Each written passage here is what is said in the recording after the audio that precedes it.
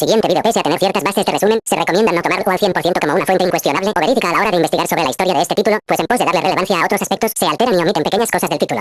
También se invita a indagar en las redes sociales y sitios que voy a dejar en la descripción, pues pertenecen al equipo que hizo el titánico trabajo de traer este título a este lado del mundo, pese a quedar en el olvido durante años. Como última advertencia, los gameplays usados son de mi autoría y por esa razón el juego a veces muestra algunos problemas de texturas, en otras partidas y en la consola se ve mejor, así que les pido no hacerse una idea tan equivocada con el título debido a esto. Este vídeo es una primera parte de 2 partes, espero les guste.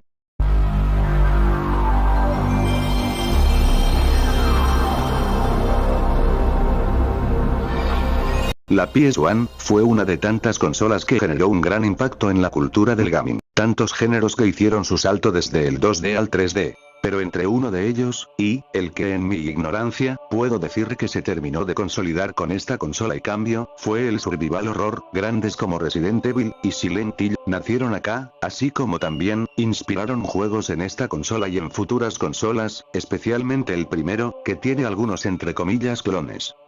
Y dejando de lado esto, la propia estética medio creepy de los juegos de terror de PS1, ha querido ser emulada por desarrolladores independientes de esta época. No diría que es una moda, pero es curioso ver cómo algunos trabajos buscan emular el terror nostálgico de aquellos ayeres. Pero, ¿qué tal si dejamos lo mainstreaming para quizás alguna otra ocasión? Hoy, mis queridos extraños no tan extraños, vamos a tocar un título, que estuvo escondido desde hace un buen tiempo, y que gracias al arduo trabajo de fan traductores, tanto de habla inglesa, como de nuestra lengua madre, ha podido llegar a manos de este canal, y para ustedes. Este título recibe el nombre de Igu. Una expresión de la lengua nipona para denotar la llegada de un grupo de individuos, que en nuestro idioma, sería como ya están aquí. ¿Pero quiénes? Ven y descúbrelo, también mira cómo le tiro palos y rosas a mi primer survival horror. Inaba, nuestro protagonista ha tenido de manera frecuente, un sueño. Uno donde ve a una chica de su escuela llamada Aikawa, ella, se encuentra en una capilla dentro de la escuela, está huyendo de algo o alguien. Las puertas se abren, y lo siguiente que ve, es un grito de horror, junto a salpicaduras de sangre que revelan un crimen, y solamente la estatua de la capilla, fue la única testigo. Inaba, solo se limita a reconocer este sueño una y otra vez, el mismo inicio, el mismo final, sin poder hacer algo. Pero, esta vez, quizás algo cambie. La pálida luna aparece, pero no está sola. Justo ahí, se encuentra Aikawa. Ella, le dice a Inaba que algo terrible ocurre en la escuela. Quienes creen en las enseñanzas heréticas, están buscando despertar algo que se encuentra sellado en la isla. Diciéndole a Inaba, que escape tan lejos como pueda ahora mismo. Porque cuando la luna desaparezca, será demasiado tarde. Inaba, queda anonadado sobre esto. Aikawa dice que es el único que puede oírla. Y que cada vez hay menos tiempo, tiene que darse prisa y escapar con todos o si no. Inaba, solo se limita a intentar hacer que Aikawa le explique con detalles, pero, ya es tarde. El sueño ha llegado a su fin. Una voz familiar despierta a nuestro protagonista. Es Yuma, una compañera y amiga nuestra. Se encuentra algo enfadada porque Inaba está haciendo el tonto, pero a su vez preocupada porque su compañero pesquó un resfriado al tomar una siesta ahí. Además no hay rastros de nadie en el salón, haciendo que se enoje más. Al parecer, la escuela se encuentra en pleno preparativo para el festival escolar. Inaba le pregunta a Yuma si conoce a Aikawa, y esta revela que es la hija del director, pero nadie sabe por qué se fue de la escuela, solo un día decidió hacerlo. Inaba intenta insinuar algo sobre su posible paradero, retractándose sobre ello poco después. Entonces Yuma, le dice a Inaba que es momento de terminar los preparativos ya que queda poco para terminar. La puerta se abre, y aparece una elegante profesora. Su nombre es Ohou, está aquí para decirle a Yuma que tiene reunión de consejo en la sala de orientación laboral. Yuma se disculpa, y después de algunas formalidades y de que Ohou se vaya. Yuma le dice al protagonista que lo siente y que lo verá después de terminar esto, prometiéndolo. Diciendo por último que Mochizuki y Hirose están cerca, por lo que debería pedirle ayuda a ellos. Al final, lo anima con un "tú puedes". Desde este punto nuestro personaje podrá moverse por toda la escuela, aunque los eventos avanzarán hasta que dialogues con los personajes indicados. Puede ser confuso en un inicio, pero casi siempre los encuentros se basan en buscar a alguien, hacer caso de una recomendación, o volver a hablar con un personaje luego de hablar con otros. Al menos es así en esta primera parte. La cosa se vuelve un poco más complicada después del apagón, pero ya eso lo dejaremos para después. ¿Qué pasará en esta escuela? ¿Qué tal estará este juego? ¿Y este inicio amigable desembocará algo más?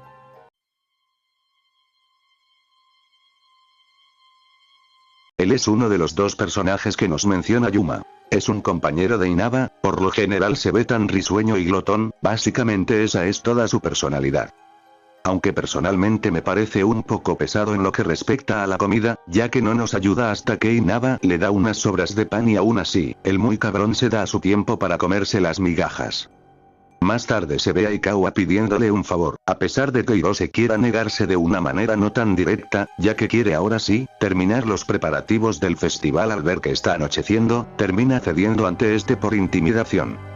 Inaba le reclama por eso, pero Hirose se disculpa por no poder ayudarlo, así que dice que apenas termine lo de Ikawa ahora sí lo ayudará. Más tarde durante el apagón y después del incidente, veremos a Hirose en la clase 3, 4, o sea donde estábamos con Yuma. Él nos pregunta si es que hemos visto a Mochizuki, uno de los dos chicos que menciona Yuma. Inaba le dice que sí, pero después se fue y no sabe su paradero. Hirose explica que lo que le pidió Ikawa es que llevara a Mochizuki a la sala de juntas, dejándole las llaves ya que el sitio estaba cerrado. Pero Hirose solo quiere decirle a Ikawa que no lo pudo encontrar, y devolverle las llaves para irse a casa. Inaba entonces le pregunta si es que ha visto a dos chicas de segundo, y Hirose solo dice que debe darse prisa y que no ha visto a ninguna chica de segundo, procediéndose a irse. Poco después y al ir a la sala de juntas, nos toparemos una escena perturbadora donde Hirose, quien había entrado, se topa con un artefacto extraño, que emana la presencia de una criatura aberrante, quien procede a atacar a Hirose succionándole todo su cuerpo, dejándolo muerto y en un estado deplorable. Analizando su cuerpo, aparece lo siguiente. Es como si le hubiesen extraído todo el agua de su cuerpo. Su cuerpo huele fatal y está cubierto de algo azul pegajoso. A pesar de que pueda resumirse en ser un gordo de mierda, debo decir que me da un poco de pena su final, no era tan malo, solo flojo y glotón, y fue orillado a tener que involucrarse en algo que podía asesinarlo sin tener conocimiento de ello. Decidí arrancar con este personaje porque pese a que no es ni la primera muerte que ocurre en el juego, me pareció ideal para presentar lo que nos tiene preparado este título. Vuela alto Hirose, todos te vamos a recordar por siempre.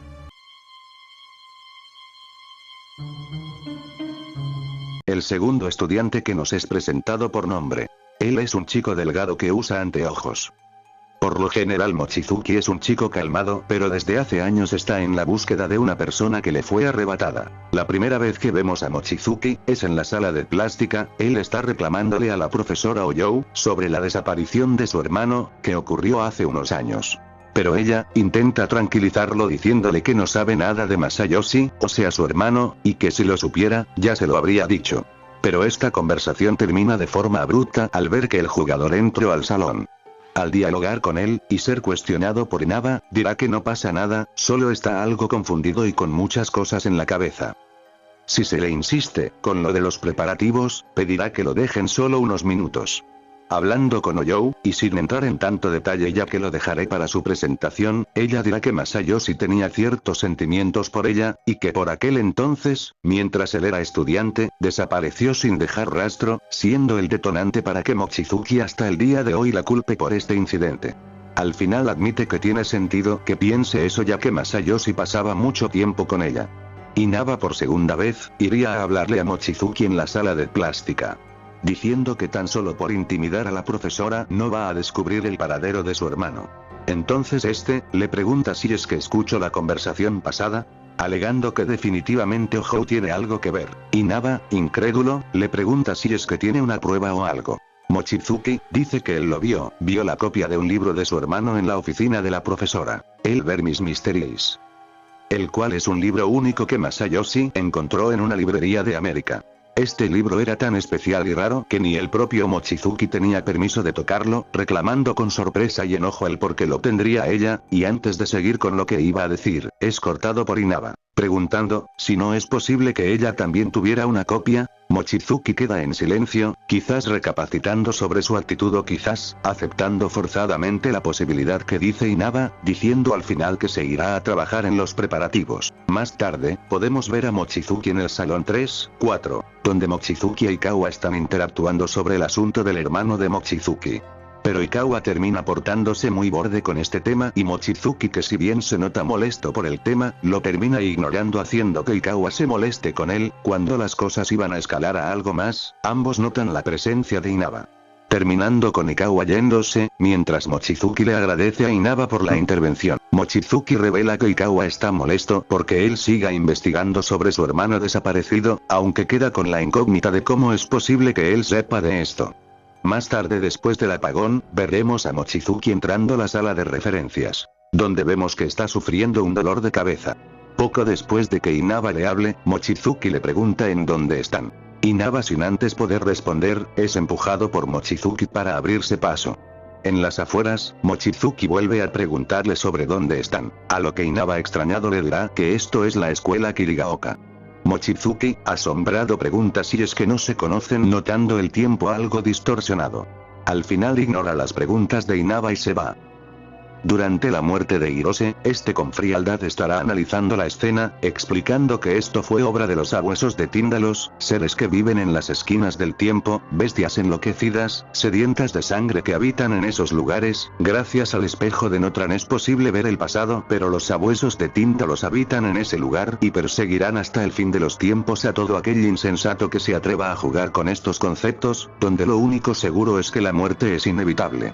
Al final Mochizuki dice que le parece algo extravagante el haber usado el espejo para llevar a cabo un asesinato. Reconoce a Inaba y se vuelve a ir. Poco después, en la sala de referencias, lo veremos una vez más. Aquí, el protagonista le preguntará sobre qué demonios fue todo lo que pasó hace unos momentos. Pero Mochizuki, extrañado, le pregunta sobre qué habla. Mochizuki, al oír lo que le pasó a Hirose, queda sorprendido, pero conforme Inaba menciona cosas como el monstruo y que él estaba ahí, sabiendo datos importantes como el nombre del monstruo y demás, Mochizuki se enfada porque le parece una tontería lo que le preguntan, echando a Inaba inmediatamente y pidiéndole que no lo meta más en sus cosas. Aunque después se va a disculpar con nosotros y se enterará de que posiblemente el plan original es que Ikawa, con ayuda de Mochizuki, lo atrayesen a las salas de juntas para ser asesinado por el monstruo, quedando pensativo sobre si de verdad él estuvo en esa escena como menciona Inaba. Más tarde, cuando emerge la larva de Shogot, al hablar con Mochizuki veremos de nuevo que está con la personalidad fría y serena de hace unos minutos. Él va a revelar algunos detalles de esta curiosa criatura llamada larva de Shogot, diciendo que la forma para apaciguarla es dándole carne. Parte del rol de este personaje será dándonos pistas para desterrar a las criaturas de pasillo, por lo que es importante estar buscándolo cada tanto. Algo también curioso es que vamos a ir encontrando algunas notas que parecen escritas por diferentes personas, quienes se comunican entre sí. Poco después de abrirnos paso en el piso 2, veremos a Mochizuki teniendo una crisis al ver a otro estudiante muerto, pensando en si fue él quien lo asesinó, ya que solo recuerda haber perdido la conciencia. Y más adelante se revela que Mochizuki ha empezado a comprender todo, mostrándole una carta a Inaba donde la otra persona que toma su cuerpo le pide disculpas a este por tomarlo prestado, pero que tenga paciencia ya que pronto se lo devolverá intacto, dejando en claro que hablarán mediante las notas. Mochizuki entonces revela que todas las notas que hemos visto en la escuela son de ellos dos. Poco después de que el profesor Mori sea asesinado en la zona norte del piso 1, Mochizuki muestra resolución en seguir los pasos para sobrevivir que le ha dejado su otra conciencia, ya que todo apunta a que no solo la escuela está en peligro, sino toda la humanidad. Además que esta otra persona sabe algo sobre el paradero de su hermano. Las últimas dos apariciones importantes de Mochizuki son en la sala de referencias y cerca del reloj de miniatura que está en el piso 1. En la primera, veremos que ha encontrado en la oficina de plástica una nota que describe el paradero de su hermano mayor, y esto lo motiva a adentrarse en la cueva subterránea de la escuela, donde se menciona que hay monstruos. Además de ser una leyenda muy conocida en toda la isla. A pesar de que Inaba quiera detenerlo diciéndole que deberían irse en vez de involucrarse más, Mochizuki empuja al protagonista y sigue su camino. Todo mundo empuja a este tipo, ¿es que acaso está hecho de papel? Y la segunda, es en el reloj de miniatura que da por los salones de segundo año. Mochizuki nos dice que la otra persona que habita en él, necesita el Vermis Mysteries para detener lo que está ocurriendo en la escuela. Al dárselo, reconocerá que es el libro de su hermano, mencionando un trato con esta persona, pero resulta que ya es muy tarde para detener lo que pasaba, ni siquiera el libro es suficiente. Mochizuki sufre fuertes dolores de cabeza mientras menciona que su mente se mezcla con extrañas figuras en formas de cono. Antes de caer al piso, con sus últimas fuerzas le da un medallón que contiene la foto de él y su hermano mayor. Procediendo a caer. Como dato extra, si no se consigue el Vermis Mysteries, podremos tener un final malo a pesar de completar el juego, por lo que es importante conseguirlo apenas podamos. Y hasta aquí voy a abordar el tema de Mochizuki. Es el único personaje que se siente como un personaje completo junto a Oyou, y mira que no es como que dejen la vara alta. Su búsqueda por su hermano mayor y el compartir cuerpo con otra persona, lo hacen interesante para mi gusto. Probablemente el personaje femenino más importante de todo el juego. Pese a que ella no pase de ser un motor de trama, y sepamos poco de ella, debo decir que me gusta mucho, por lo menos lo poco que se ve de su caracterización es de mi agrado y hasta me resulta linda, aún con esos polígonos todos feos XD. Ella es una chica de personalidad fuerte y a su vez benevolente, capaz de ser tanto mandona como de mostrar preocupación por los suyos. Como se ve en la escena inicial donde se preocupa porque el protagonista pesque un resfrío o cuando le dice al protagonista que tenga mucho cuidado a la hora de ir a buscar ayuda en la enfermería. Algo que se medio intuye, es que Inaba y Yuma son algo cercanos, al menos eso se puede pensar mediante la interacción de las dos Kohais, pues una de ellas está enamorada del protagonista y fuera de que ve como un impedimento lo miedosa que es, también ve a Yuma como un obstáculo grande al que superar. Asimismo, cuando preguntamos por Yuma a ambas chicas, una de ellas en un intento y desesperación porque su amiga no se le declare al protagonista, molesta se queja de que todo trate sobre Yuma. Y para mí estas dos son las únicas evidencias de que al menos Inaba y Yuma son amigos cercanos, o amigos de la infancia, aunque en algunas vías tratan a Inaba como un recién llegado, cosa que no siento que el juego deje en claro. Si se busca a Yuma en la sala de orientación laboral, se mostrará algo descontenta con el hecho de que Ikawa llegue tarde a la reunión, diciéndole al protagonista que seguirá ayudándolo una vez terminen de hablar. Si se vuelve más tarde, después de la pelea de Ikawa y Mochizuki, para ser exactos, Yuma tendrá otro diálogo, recordándonos que habrá eclipse lunar esta noche. Pensando en lo romántico que es, mientras le pregunta al jugador si no lo cree también, y a pesar de querer dejar los preparativos tal como están, es el deber de ellos esforzarse más, pidiendo de favor que el protagonista vaya a la sala de plástica para ver cómo van allá. Aquí es donde aparece la escena que mencioné más antes sobre las Kohais, Rie y Kyoko, donde una está animando a la otra a declararse a Inaba, ya que se va a graduar y será tarde, y a pesar de que Rie lo sepa, no deja de pensar en que Yuma está ahí también y sería difícil tener una oportunidad con Inaba. Debo decir que se me hace muy tierna la interacción de estas dos, pero nos vamos a saltar esto. Porque después de ver esta escena, y si vamos de nuevo a la sala de orientación laboral, nos toparemos una escena incómoda donde Ikawa está forzando a Yuma. Pero al ver al protagonista ahí, Ikawa deja a la chica en paz. Aprovechando a escapar de ahí, luego de que el imbécil de Ikawa diga algunas cosas, si salimos veremos a Yuma de pie, perpleja, pidiéndole perdón al protagonista y que ella irá a la sala de plástica. En la sala de plástica, solo estarán Kyoko y Rie, donde ocurre la escena de Kyoko molesta con Inaba por preguntar sobre Yuma. Aunque Rie inmediatamente hace que su amiga se disculpe. Y después si se habla con Ohou, dirá que Yuma está en la sala de reunión. La verdad, en mi partida grabada no me apareció este diálogo y solo le tomé captura a ese momento en mi segunda partida, así que disculpas por eso.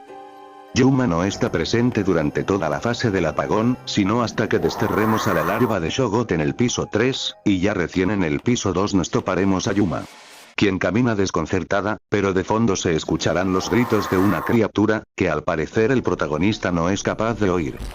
Yuma reconoce a Inaba, y corre hacia él para preguntarle si está bien.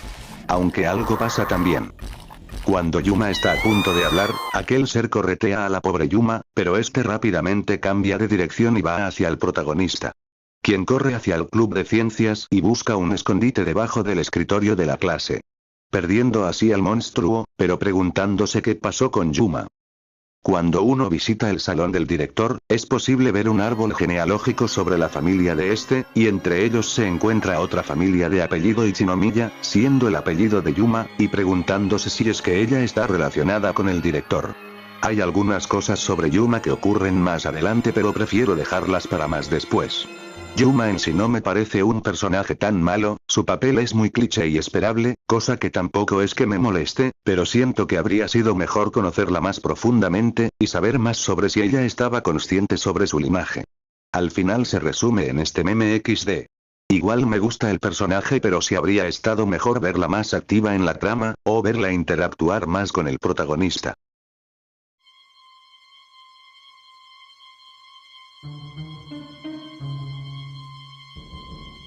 ¿Por dónde empezar con este esperpento audiovisual? La segunda mención fuera de la de Yuma y la de la profesora Oyou, será mediante Misa. Ella le pregunta a Inaba si ha visto a Kazuki, siendo el nombre de Ikawa. Inaba le dice que fue a orientación laboral con Yuma, aunque se corrige a sí mismo diciendo el apellido de Yuma, que es Ichinomiya. Paralelismo curioso entre Misa e Inaba, ya que justamente se refieren por el primer nombre de dos amigos, demostrando que la relación de ellos con esas personas es más cercana. Misa se pone algo celosa de saber esto, diciendo que no lo puede creer y que es de lo peor. Diciendo al final en qué demonios está pensando. Lo siguiente que me pasó fue algo curioso, pero usualmente si vamos hasta el final del pasillo 3, que está por la zona de la sala de juntas, Ikawa estará ahí. Pero en mi segunda partida que grabé, nunca apareció. Ikawa al final del pasillo estará algo impaciente. Y al hablar con él y mencionarle lo de Yuma, dirá que está bien, en un rato irá con ella. Poco después, ocurre la escena con Mochizuki. Ikawa aparece a decirle a Mochizuki, si es que resulta divertido andar en búsqueda de un cadáver, resultándole algo estúpido. Mochizuki, extrañado, pregunta a qué se refiere con ello, y que de todas formas no tiene tiempo para tratar con tipejos como él. Ikawa, entonces con normalidad le dice, que no tiene por qué tratarlo así, ambos son colegas. Que es sobre la búsqueda de su hermano mayor de lo que hablaba. Mochizuki molesto, le dice que deje esa historia. Ikawa con su ego herido, se para enfrente de él y le agarra la camisa, diciéndole que deje de ignorarlo, mientras lo llama estúpido. Amenazándolo con saber qué hacer para que la gente le haga caso. Pero se percata de la presencia de Inaba, yéndose enfadado. Si se visita el salón 3, donde está Misa, ella volverá a preguntar por Kazuki. Entonces Inaba le dirá que Ikawa estaba en el salón de al lado hace unos momentos. Misa, estando triste, solo dirá que aún estando cerca, ni siquiera intento pasar por aquí para verla. Poco después ocurre la escena de Yuma. Cuando se percata de que estamos ahí y deja en paz a Yuma. Molesto preguntará desde hace cuánto es que estamos ahí, dándole igual. Se acerca a Inaba, y le pregunta si es que le gusta mucho, ¿no? Diciéndole que es solo suya, y de muchas maneras de las que Inaba podría imaginar. Así que será mejor que se olvide de ella, diciéndole que se aparte de su camino y empujando a Inaba, saltando lo de Yuma fuera de esta escena. Vemos que Misa por fin está frente a Ikawa. Misa, preocupada, le pregunta a Ikawa por qué últimamente está cambiado, qué fue lo que pasó. Ikawa molesto, le dice que se calle, ya que no tiene nada que ver con ella. Pero Misa le dice que no sabe nada sobre lo que le está obsesionando, solo le pide que se calme y vuelva a ser el mismo. Ikawa solo la ignora y se va, dejando a Misa sola y triste. Si se interactúa con ella, Inaba le pregunta si es que pasó algo entre ellos dos, pero Misa solo le dice que la deje en paz y se meta en sus propios asuntos. Todo esto presenta un escenario interesante, ya que parece ser que Ikawa no era tan malo como lo vemos ahora, o que hubo cierto cambio en él debido a un factor externo. Debo decir que a pesar de que me cae algo mal el personaje de Misa, me da un poco de pena, porque al final nunca sabe qué pasó con Ikawa y su cambio radical. Veremos la escena de Hirose y Aikawa, donde este lo intimidará para que le ayude con la trampa contra Mochizuki. Después de este punto Ikawa desaparece del juego y la trama, o aparenta eso, siendo hasta después del apagón y estando en el piso 2, donde lo veremos de nuevo. En cierto punto del juego, que me parece es poco después de ver a Yuma y al monstruo, así como también haber explorado todo el nuevo piso antes de completar el libro Ibon, si se entra a la sala de tecnología, nos toparemos cara a cara con una de las bestias. Inaba, sin poder hacer nada, termina siendo salvado por Ikawa, quien usa un hechizo para desterrar a la criatura, diciendo que se calme ante la ira de Aborut. Al final, le dice a Inaba que por el amor de Dios, desaparezca de una vez, yéndose. Ikawa tiene un poco más de participación de aquí en adelante, pero va a variar mucho del camino que escojamos para ver si lo veremos en el final, o no. Como pudimos ver, Ikawa, aparte de poseer una personalidad repelente, también tiene conocimiento sobre enseñanzas antiguas, cosa que ya se intuía después de la muerte de Hirose. Y aparentemente, él sería quien invocó a todas las bestias que hemos visto, ya sea las del pasillo o los hombres pez. Debo decir que me gusta un poco el concepto del tipo engreído y medio bully, siendo el que esté metido en cosas espirituales, en vez de no sé, el rarito y callado del salón, aunque no poseo mucho conocimiento en esta clase de historias para decir cuál de los dos estereotipos de personajes suele antagonizar obras así. Un dato extra, durante el otro camino, se le verá hablando con una misteriosa mujer en la sala de plástica, quien le preguntará por cómo van los preparativos. Ikawa le responde que todo marcha según lo previsto, por lo que no debería preocuparse por nada. La mujer termina diciendo que va a estar preparándose para el ritual final, y que lo demás es cosa de él. Ikawa asiente y cuando la mujer se va, Ikawa se ríe, diciendo que se asegure de dar lo mejor, ya que será él quien recogerá los frutos. Yéndose poco después, el concepto de otro camino, es la forma no oficial de referirse a la otra ruta que existe en el juego, donde Ikawa no termina siendo el jefe final y donde nos enteramos de algunas cosas que el juego no explica durante la ruta convencional.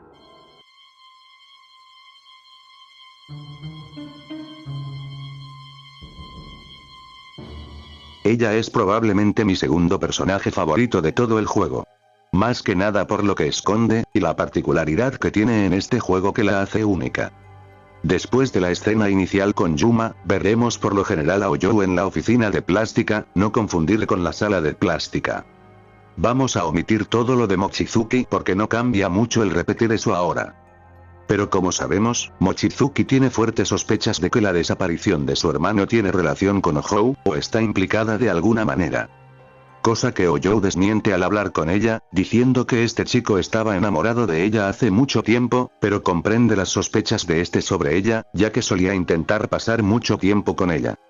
Después de que ocurran cosas como todos los incidentes con Ikawa y conozcamos a las dos chicas que suelen estar en la sala de plástica, si vamos a la oficina de Oyou veremos una escena un tanto curiosa. ¿Dónde está el profesor Mori? Que por cierto, si íbamos a la oficina de plástica antes de presenciar la escena de Oyou y Mochizuki, veríamos a este profesor, y nos terminaría echando.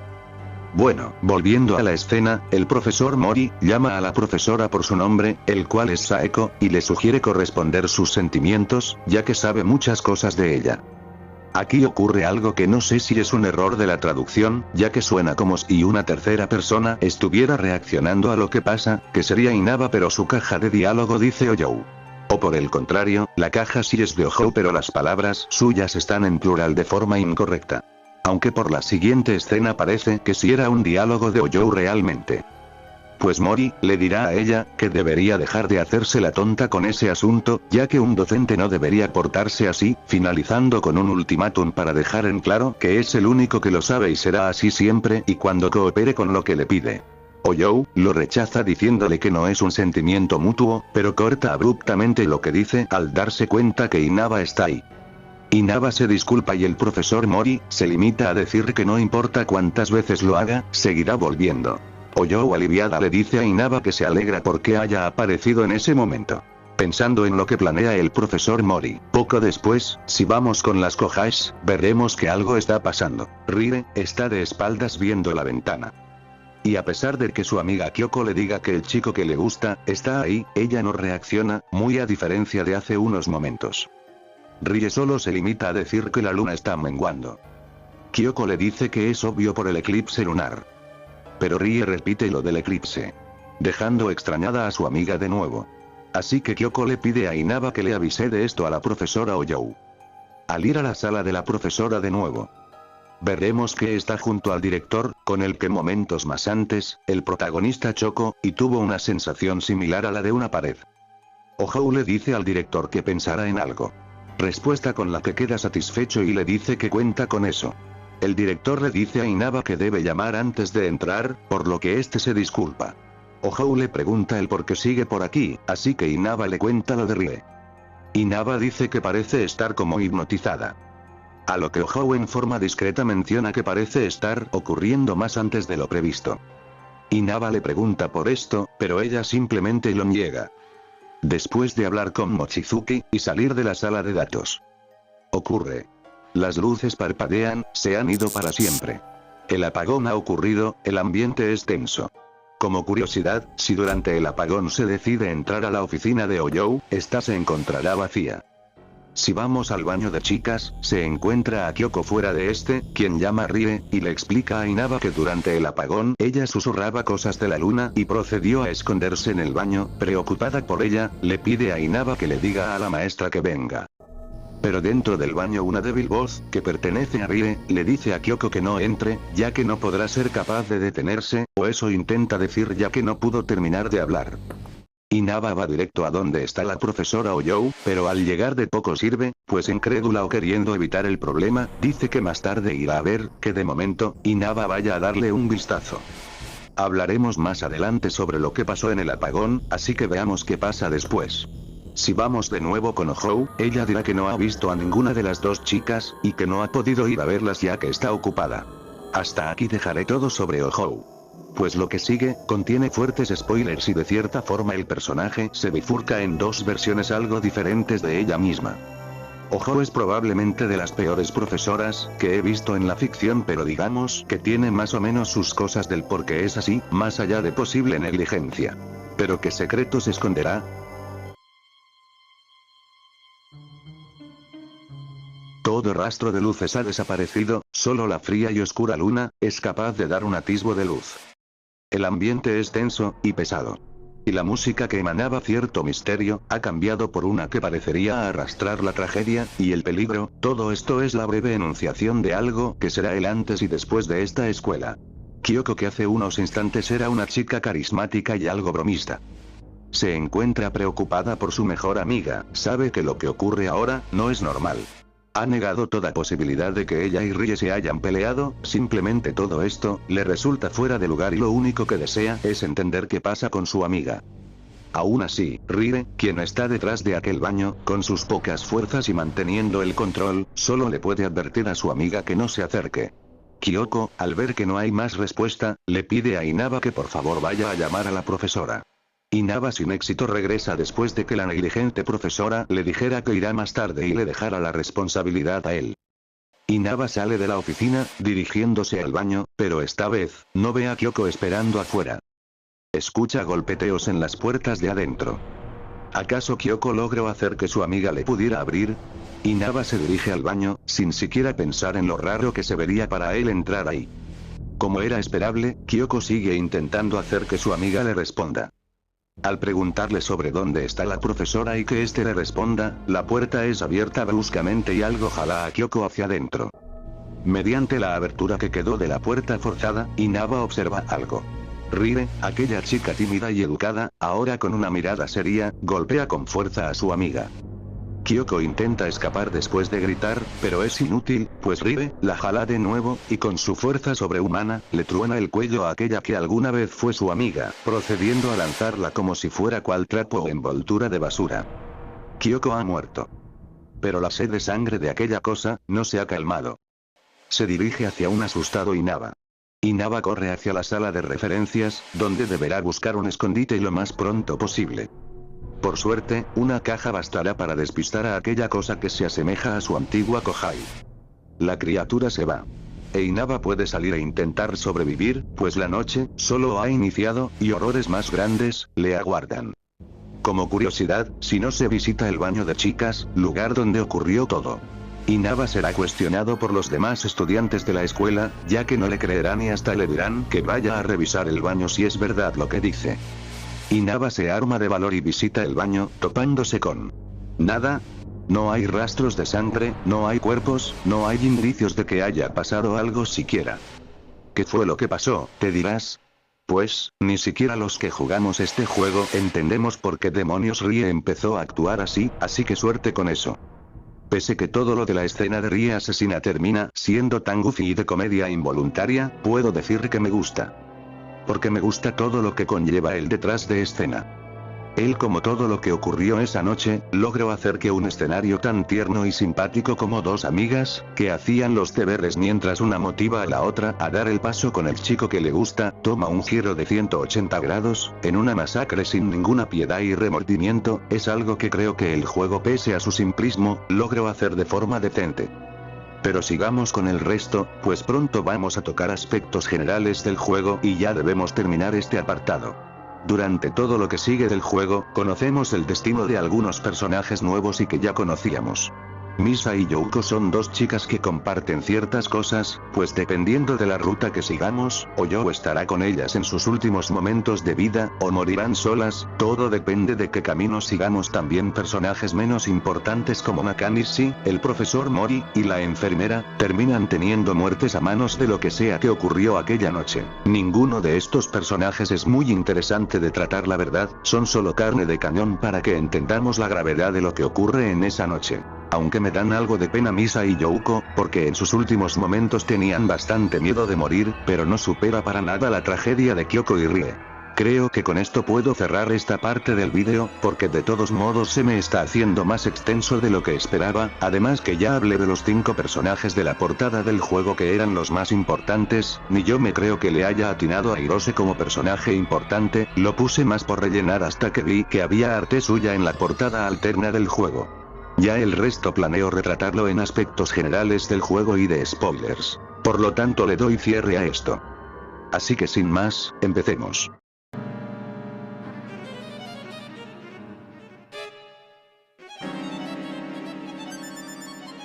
La banda sonora o los OST, son una de las mayores bases de un videojuego, y personalmente creo que con los de Survival Horror, es donde más se puede complicar la cosa. ¿Pero por qué?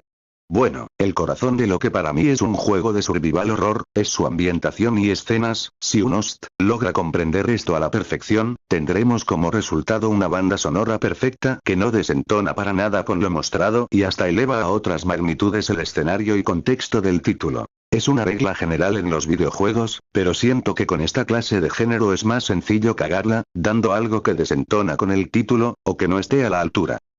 En ese aspecto, Iru, si bien no destaca como otros, lo hace bien.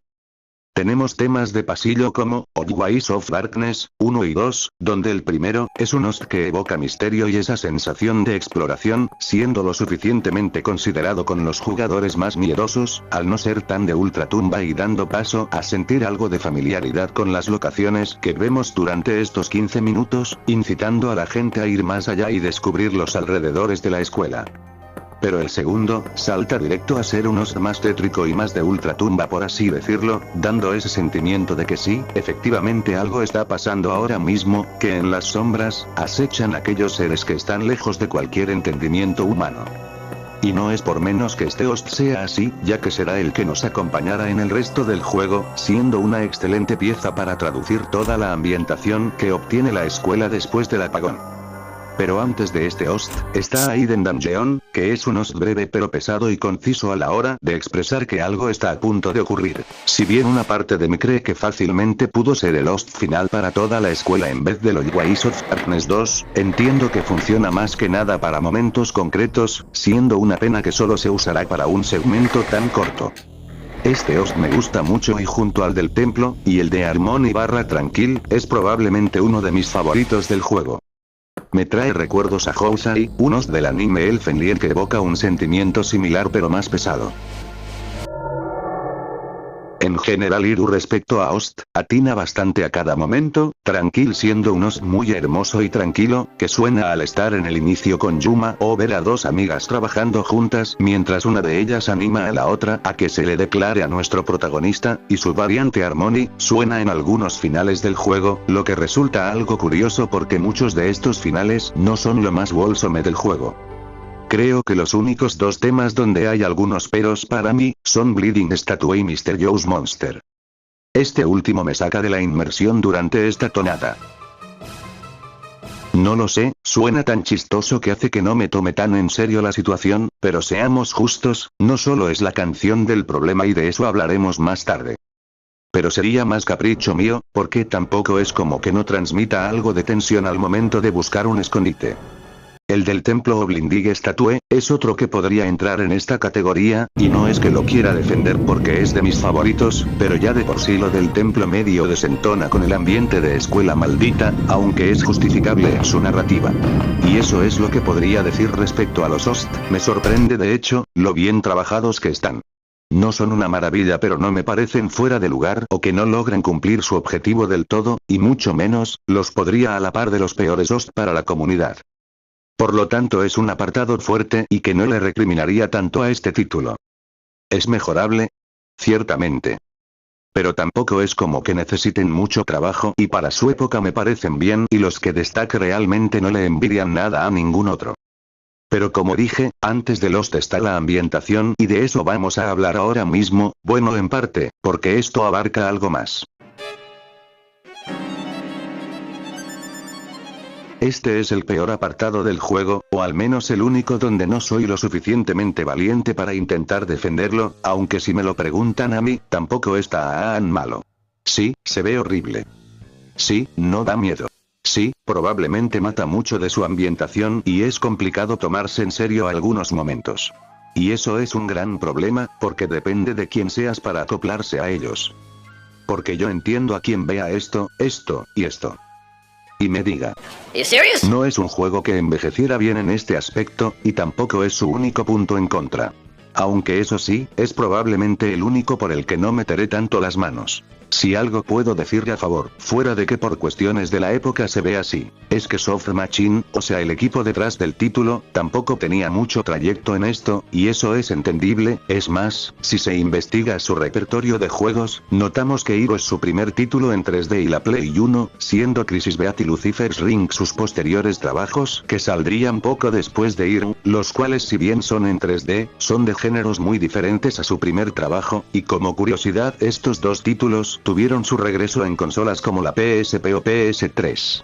Si me lo preguntan a mí, se ven decentes, especialmente Lucifer's Ring que es algo muy de mi estilo. Pero esto solo refuerza mi idea, que era un estudio muy inexperto en esto, y les tocó un título un tanto especial. Aunque tampoco puedo obviar, que títulos como el Newt estaban a nada de salir, el cual es un juego mucho mejor valorado que este y salió meses después de Hero, así como también es la representación gráfica de este meme, porque acabo de enterarme que comparten parte de la misma inspiración. Al final, son cosas de presupuesto, decisiones artísticas, y equipos diferentes. Yo solo les digo que fuera del modelo 3D que se ve feo, Hero no es un título tan terrible. Pese que solo las chicas tengan un modelado que intenta ser decente, y que medio cast se ve horrible y tengan articulaciones como muñecos de Mattel, creo que son los únicos problemas de los gráficos, porque si nos vamos a lo que serían los fondos, objetos y criaturas, estos no me generan ese rechazo, al menos no al nivel de los personajes humanos. Tan solo es ver estas dos escenas de, digámosle tensión, con personajes humanos para mínimamente no soltar una carcajada o una cara de extrañez en el mal sentido. Pero con los monstruos no pasa tanto esto. De ejemplo tenemos a los hombres pez, que pese a lo ridículo que se ven, su modelado no se ve tan mal y terminan siendo criaturas creíbles en lo que cabe. O cualquier de los monstruos que bloquean el pasillo, que en su mayoría son masas amorfas, siendo quizás la única razón por la que se salvan de no verse tan mal. En lo que es modelado de estructuras pues. Está ok, supongo. No es que sea lo mejor del mundo, pero para nada me tira hacia atrás, lo que sí me parece una molestia son cuestiones de la cámara como el laberinto de la clase 2, 4, algunos pasillos del templo o subir las escaleras, ya sea en la torre del reloj o en los pisos convencionales. Así que yo sobre los gráficos diría que si bien son una cagada, tarde o temprano puedes acostumbrarte, al menos no entorpecen el avance del juego, siempre y cuando no seas la zona del laberinto. Aún así, respeto a quien le diga no a este juego por esta razón, hasta yo que soy Iruchad, me la pienso dos veces en este aspecto. Sobre su ambientación, pese a que musicalmente el juego logra hacer que funcione y sea lo suficientemente creíble, es muy aburrida. Las habitaciones, pupitres, mesa, paredes, no poseen marcas de garras, sangre, o destrucción, al menos hay un body count de víctimas relativamente decente, pero cuando uno de los finales del juego te revela que las autoridades encontraron un número considerable de gente muerta, esperaría ver más de la mitad de lo que pudimos ver. Y quizás, a veces el minimalismo es bueno, pues sobreexagerar la situación o dejar muchos detalles estéticos puede ser una decisión que se puede ser vista como algo abrumador y aburrido visualmente para algunas personas. Yo personalmente puedo valorar el cómo la escuela pasa de ser un lugar algo común con algunas partes oscuras las cuales, al acercarte lo suficiente a ellas, inmediatamente vuelven a estar iluminadas. A ser un sitio vacío en el que reina la oscuridad y que la única luz que nos guía es una de un tono blanco y sin vida, que se acentúa más al entrar a las habitaciones, transmitiendo esa inseguridad, ese frío que solo al estar expuestos a la total oscuridad uno puede percatarse de que siempre estuvo ahí, y que solamente la seguridad de la luz artificial podía repelerlo lo suficiente. Como ven, puedo apreciar estos detalles minúsculos y dejar ir mi imaginación con lo simple, pero es un desperdicio no ir por un apartado algo más brutal, no tanto grotesco, sino, uno que te logre comunicar el nivel de peligro que estarás topándote, uno que te haga sentir inseguro al ver lo que son capaces de hacer esas cosas si tan solo pudieran atraparte. Si nos ponemos a pensar mucho en esto podemos sacar 1001 conclusiones, que si la visión artística, que si es más un terror liminal, que si en realidad solo querían hacer todo a la carrera. Nunca lo sabremos, pero yo en lo personal habría apostado por algo más, especialmente por algunos puntos negativos que diré más adelante.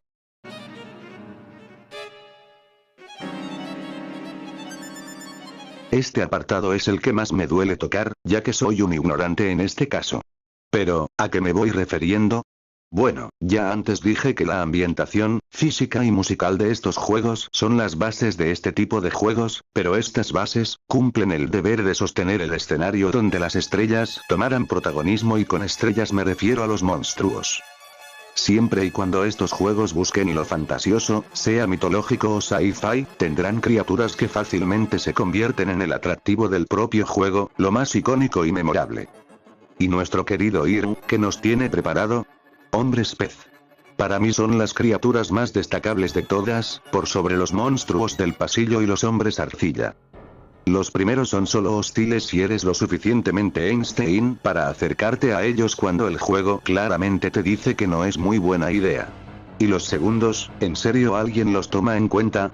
Solo son como dos, o eso creo, porque Rie apunta a ser algo más, y poseen las peores animaciones de todo el juego.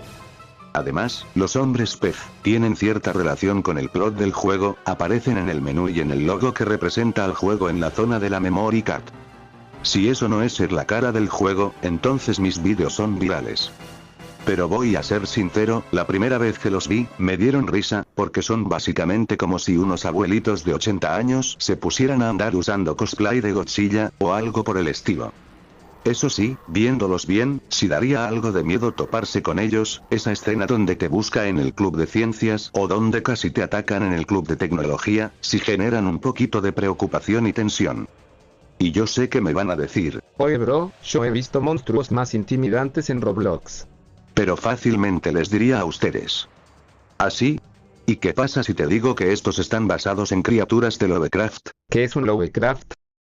Y lamento decirles que no, jamás he leído algo del señor hacedor de amor, no porque me parezca aburrido, simplemente nunca me topé con ese algo que me llamara la atención suficientemente. Lo que sí recuerdo es que tenía un colega que me había pasado algunos audiolibros, los cuales no llegué a oír, cosa de la que me arrepiento mucho, porque gracias a este título me he quedado algo enganchado con las fantásticas ideas de este señor y su círculo de amigos. Pero ¿qué cosas de Lovecraft podemos ver en el juego? Bueno, justamente los hombres pez, que en realidad se llaman profundos, nacen de una de las historias que componen todo el círculo de Lovecraft, las larvas de Shoggoth también, los monstruos invisibles, los sabuesos de Tíndalos. Conceptos como los rituales, los polvos Ibn-Ghazi, la familia Innsmouth, el espejo de Notran, y la gema Reil.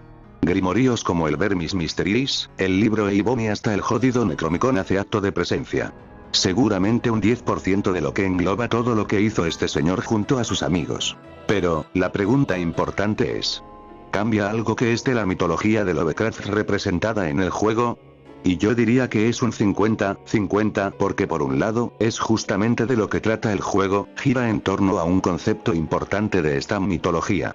Teniendo una que otra referencia aquí y por allá, queda a interpretación de cada quien si ver como forzado algunas referencias o por otra parte, un lindo y bien intencionado gesto. A mí personalmente me gustan, como por ejemplo la referencia al libro amarillo, libro que ando leyendo. Pero si soy sincero, algunas cosas del juego terminan siendo extrañas o no las entiendo del todo. Como por qué ese personaje se volvió un ghoul en el subterráneo de la escuela. ¿Qué es y cuándo se convirtieron en muñecos de arcilla estos personajes? ¿Cómo este personaje logra aprender e involucrarse en estas actividades lovecraftianas cuando no poseía un vínculo que lo justifique? ¿Por qué no tengo más información de esta criatura? ¿Qué es este monstruo con alas? ¿Cómo funcionan los rituales? Y etcétera etcétera. Si bien no todos son cosas importantes para el plot del juego, te pueden dejar una interrogante, la cual a lo mejor aprendiendo un poco de la mitología de Lovecraft puedas comprender o darte una idea. Y yo entiendo que el título no tiene la obligación de explicarte el porqué de ciertas cosas. Es más, pese a lo simple que es, la idea general de varios conceptos se pueden comprender, pero sigo sintiendo que haber puesto algo como un diccionario o más libros con descripciones podría ser interesante, y justificaría algo más la tediosa exploración que tiene en algunos momentos el juego. Y yo sé que a algunos no les va eso de leer, pero a mí en lo personal no me disgusta encontrarme notas, o un libro para aprender de cosas secundarias. Pero pensándolo muy fríamente, no sé cómo se manejaría las cuestiones de derecho de autor con estos temas, así que lo puedo entender. Puede que tocar este punto sea innecesario, pero viendo lo único que es este juego, especialmente por ser un juego japonés al 100% que toma de base una mitología tan rica y fantástica como lo es la de Lovecraft, dejando de lado los clásicos fantasmas y demonios, merece su mención, pese a que no soy capaz de hacerle justicia, por lo tanto las comparativas de que también lo hizo este juego abarcando estos temas, prefiero dejarlas a ojo público, aunque el sabueso de tinta los suena y se ve más interesante en sus descripciones, así como también en otras ilustraciones. Y como un dato curioso, me parece que hay que darle una mención a cómo el juego en algunos finales, intenta replicar un poco de la desesperación, locura y vacío que pueden dejar las historias de terror cósmico, o al menos así me dejaron a mí, más que nada porque los finales de estos juegos son solo eso, finales, ni amargos, ni dulces, solo finales, los cuales vamos a abordar en una siguiente parte. Vaya.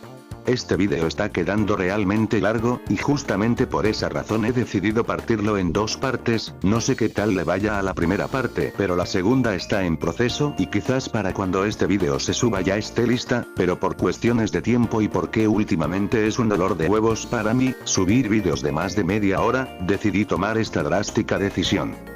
Con este juego poseo algo de historia porque desde el 2022 lo conozco, y quería hacerle un vídeo. Bueno, primeramente le ofrecí la posibilidad a un colega que hace vídeos en YouTube, pero al final le dio igual y decidí tomarlo. Ha sido una experiencia muy interesante la de este título y pese a muchas cosas que dije, y voy a decir más adelante, no me arrepiento.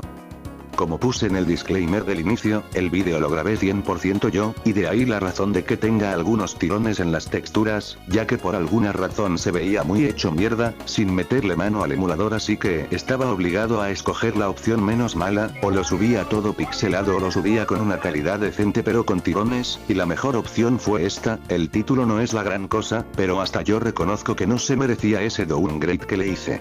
También se les da las gracias al grupo 8 Mansions y a Mr. Nobody, por traernos esta joyita de culto para nosotros. Denle una revisión a sus redes si les va eso o no, siempre es bueno aprender más del mundo de la emulación y las fan traducción. Sin más dilaciones, nos vemos muy pronto mis extraños no tan extraños de internet. Hasta la próxima.